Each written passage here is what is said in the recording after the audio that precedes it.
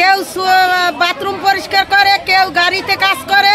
আমরা গরিব মানুষ, আমরা অত্যন্ত খয়রাতি।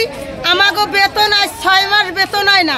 এই সোমবার, মঙ্গলবার, বুধবার এইরকম আমাকে ঘুরোই ঘুরোই এই 6 মাসের আয়। আজকে আমরা এই দাবি, আমাকে এক কথা, আজকে আমাকে বেতন দেবে।